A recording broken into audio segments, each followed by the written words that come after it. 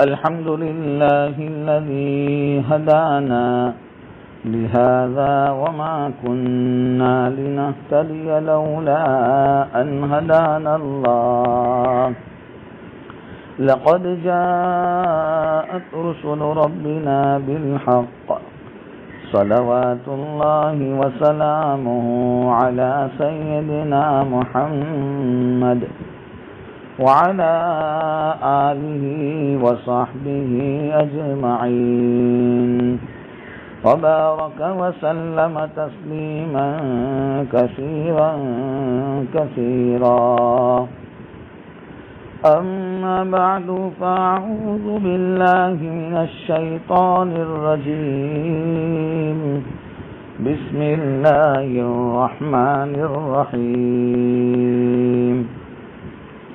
والفجر وليال عشر والشفع والوتر صدق الله العظيم وصدق رسوله النبي الأمي الكريم ونحن على ذلك لمن الشاهدين والشاكرين والحمد لله رب العالمين. اللهم صل على سيدنا محمد وعلى آل سيدنا محمد وبارك وسلم.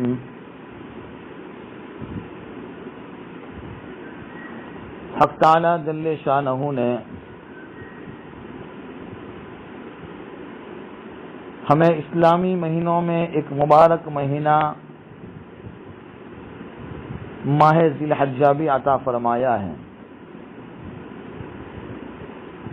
اس مبارک مہینے کی فضیلت کا تذکرہ قرآن کریم میں سورہ والفجر کی پہلی آیتوں میں بیان کیا گیا.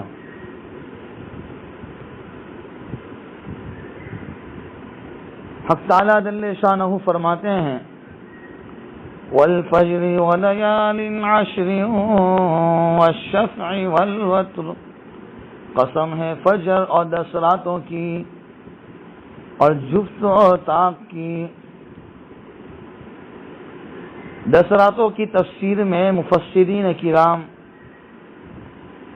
جیسے حضرت عبداللہ ابن عباس رضی اللہ تعالی عنہما، حضرت قتادہ رحمت اللہ علیہ اور دوسرے مفسرین حضرات کے ارشاد کے مطابق ماہ ذی الحجہ کی پہلی 10 راتیں مراد ہے، اس لیے کہ احادیث پاک میں اس کی کافی فضیلتیں آئی ہیں. نبی کریم صلی اللہ تعالی علیہ وسلم کا ارشاد ہے کہ عبادت اور بندگی کرنے کے لیے اللہ تعالیٰ کے نزدیک ماہ ذی الحجہ کے پہلے 10 دن تمام دنوں سے زیادہ فضیلت والے ہیں. حضرت ابن عباس رضی اللہ تعالی عنہما فرماتے ہیں کہ یہ 10 راتیں وہی ہے جو حضرت موسیٰ علیہ السلام کے بارے میں قرآن کریم میں وَأَتْمَمْنَاهَا بِعَشْرٍ میں وارد ہوا کہ مذکورہ 10 راتیں سال کی تمام راتوں میں افضل ہے. امام قرطبی رحمت اللہ علیہ اپنی تفسیر قرطبی میں تحریر فرماتے ہیں کہ والفجر سے مراد صبح اور ولیال عشر سے مراد ذی الحجہ کی 10 راتیں ہیں. ان مبارک 10 دنوں میں روزہ 1 سال کے روزے کے برابر ہے اور ان 10 راتوں میں ہر رات کی عبادت شب قدر میں عبادت کے برابر ہے. نبی کریم صلی اللہ تعالی علیہ وسلم فرماتے ہیں کہ اللہ تعالیٰ کو ان 10 دنوں میں عبادت بنسبت اور دنوں کے بہت زیادہ پسند ہے. صحابہ کرام رضی اللہ تعالی عنہم اجمعین نے تعجب سے پوچھا یا رسول اللہ ان دنوں کی عبادت جہاد سے بھی زیادہ افضل ہے؟ تو آپ نے فرمایا کہ جہاد بھی اتنا محبوب نہیں الا یہ کہ کوئی آدمی اللہ کے لیے جہاد میں نکلے اور اپنا مال اور جان سب کچھ اللہ کے راستے میں لٹا دے تو اس کا جہاد اس عمل سے بڑھ جائے گا. امت محمدیہ صلی اللہ تعالی علیہ وسلم پر میرے بھائیوں اللہ تعالیٰ کا بڑا انعام اور احسان ہے کہ 10 دن کی عبادت کو جہاد سے بھی افضل قرار دے دیا۔ ہر آدمی اچھی طرح سمجھ سکتا ہے کہ جہاد کرنا کتنا کٹھن اور مشکل کام ہے۔ جہاد کرنے والا سر سے پیر تک کفن باندھ کر تلوار کے سائے میں رہتا ہے، مگر ان 10 دنوں میں عبادت کرنے والا اس سے بھی افضل بنتا ہے۔ ان فضیلتوں کے ہوتے ہوئے ہم ان دنوں کی قدردانی نہیں کر سکتے تو پھر ہم سے زیادہ محروم اور بدقسمت کون ہوگا؟ ہر آدمی کو اپنی ہمت اور وسعت کے مطابق زیادہ سے زیادہ عبادت کرنا چاہیے، اور زیادہ نہ کر سکے تو کم از کم عرفہ یعنی 9ویں ذی الحجہ کا روزہ تو ضرور رکھ لے، کہ عرفہ کا 1 دن کا روزہ رکھنے سے اگلے 1 سال اور پچھلے 1 سال کے گناہ معاف ہو جاتے ہیں۔ میرے بھائیوں، مبارک مہینہ آ رہا ہے۔ اس مبارک مہینے میں ایک عمل قربانی ہے۔ قربانی اس عمل کو کہتے ہیں جس کے ذریعے اللہ تعالیٰ کا تقرب اور قرب اور اس کی رضامندی حاصل کی جائے۔ امام ابو بکر جساس رازی رحمۃ اللہ علیہ فرماتے ہیں، ہر وہ نیک کام جس کے ذریعے اللہ کی رحمت اور قرب حاصل کرنے کی نیت اور ارادہ کیا جائے اسے قربانی کہتے ہیں۔ مگر ہمارے عرف میں جانور کو اللہ کی رضا کے لیے ذبح کرنے کو قربانی کہتے ہیں۔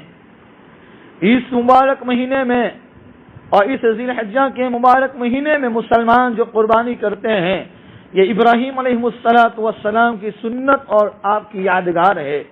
یہ قربانی صرف ہماری خصوصیت نہیں بلکہ پچھلی امتیں بھی کرتی چلی آئی ہیں۔ قرآن کریم میں فرمایا ہے، وَلِكُلِّ أُمَّةٍ جَعَلْنَا مَنسَكًا لِيَذْكُرُوا اسْمَ اللَّهِ، اور ہر امت کے لیے ہم نے قربانی مقرر کی ہے جس سے وہ اس جانور پر اللہ کا نام لے جو اللہ نے انہیں دیا ہے۔ تاریخ اور سیرت کی کتابوں سے معلوم ہوتا ہے میرے بھائیوں، یہ قربانی سیدنا حضرت آدم علیہ السلام کے زمانے سے چل رہی ہے۔ جب آدم علیہ السلام اور حوا علیہ السلام جنت سے دنیا میں تشریف لائے اور خاندانی سلسلہ چلا، آدم علیہ السلام کا ایک بیٹا قابل کی پیدائش ہوئی اور اسی کے ساتھ ایک لڑکی پیدا ہوئی۔ اس کے کچھ مدت کے بعد ایک اور بیٹا حابیل نام کا پیدا ہوا، جس کے ساتھ یہودا اور بعض کے قول کے مطابق لبازہ نامی لڑکی پیدا ہوئی، اور اس وقت کے مقرر کردہ اور قانون شریعت کے مطابق قابل کی شادی یہودا کے ساتھ اور حابیل کی شادی اقلیمہ کے ساتھ ہونی طے پائی۔ گویا الگ الگ پیٹ میں پیدا ہونے والے بچے الگ الگ خاندان کہلائے۔ اس پر قابل نے انکار کیا اور کہا، میں تو اپنے ساتھ پیدا ہونے والی لڑکی اقلیمہ ہی سے نکاح کروں گا، وہ خوبصورت بھی ہے، اسے چھوڑ کر یہودا سے جس کی شکل اتنی زیادہ خوبصورت نہیں ہے میں اس سے نکاح نہیں کروں گا۔ وہ اپنی ضد پر اڑا رہا، اور آدم علیہ السلام نے فرمایا، تم دونوں اللہ کو راضی کرنے کی نیت سے قربانی کرو، جس کی قربانی قبول ہو جائے گی اس کے ساتھ اقلیمہ کا نکاح کر دوں گا۔ پچھلی شریعتوں میں قربانی کے قبول ہونے کی نشانی اور علامت یہ تھی کہ آسمان سے آگ آتی اور اسے جلا دیتی، جیسا کہ قرآن کریم میں فرمایا، حَتَّى يَأْتِيَنَا بِقُرْبَانٍ تَأْكُلُهُ النَّارُ، ایسی قربانی لائے کہ جسے آگ کھا جائے۔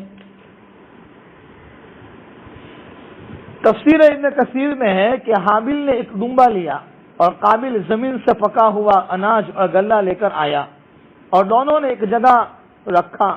آسمان سے آگ آئی اور حابیل کے ڈومبے کو جلا گئی، اور قابل کا غلہ جیسا تھا ویسا ہی رہ گیا۔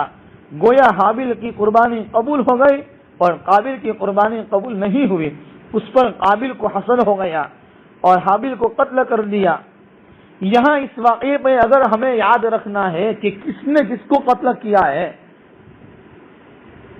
تو قابل نے، یعنی قابل یہ قاف الف سے لکھا جاتا ہے، تو قابل یہ حابل کو قتل کیا تو قابل یہ قاتل بنا ہے، تو قاتل میں بھی قاف الف ہے اور قابل میں بھی قاف الف ہے، تو اس طریقے سے ہم یاد رکھیں گے۔ یہ واقعہ قرآن کریم میں مذکور ہے۔ وَاتْلُ عَلَيْهِمْ نَبَأَ ابْنَيْ آدَمَ بِالْحَقِّ، اور لوگوں کو حضرت آدم علیہ السلام کے دو بیٹوں کا سچا واقعہ سنا دو۔ معلوم یہ ہوا کہ سب سے پہلے حضرت آدم علیہ السلام کے ان دو بیٹوں نے قربانی دی۔ اسی طرح موسیٰ علیہ السلام پر نازل شدہ کتاب تورات کے مطالعے کرنے والوں نے یہ لکھا ہے کہ حضرت نوح علیہ السلام اور حضرت یعقوب اور حضرت ابراہیم علیہ السلام وغیرہ انبیاء اپنے اپنے زمانے میں قربانی کرتے تھے۔ حضرت سلیمان علیہ السلام کے 22,000 بیل اور 1,20,000 بکریاں قربانی کرنے کا تذکرہ تورات میں سے یہ ثابت ہوتا ہے، جس کو علماء نے لکھا ہے۔ اسی طرح دیگر مذاہب میں بھی قربانی کرنے کا ثبوت ملتا ہے۔ تو ہم جو قربانی بقرہ عید کے موقع پر کرتے ہیں، یہ ابراہیم علیہ السلام کی قربانی کی یاد کے طور پر کرتے ہیں، اس لیے ہمیں ابراہیم علیہ السلام کے حالات اور ان کی سیرت اور ان کے اتہاس کو پڑھنے کی اور سمجھنے کی اور اس پر عمل کرنے کی ضرورت ہے۔